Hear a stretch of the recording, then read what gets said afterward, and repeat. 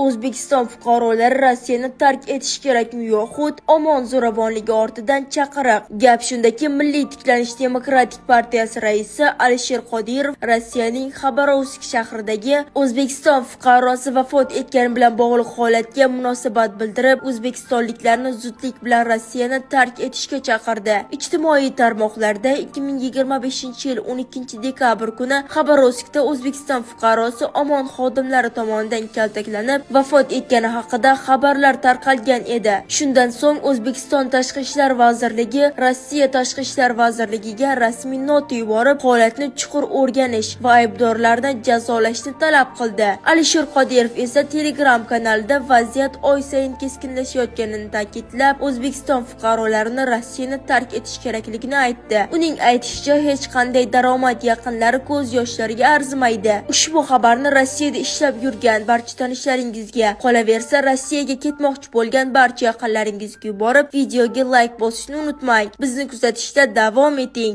chunki siz bilmagan sara xabarlar hali oldinda.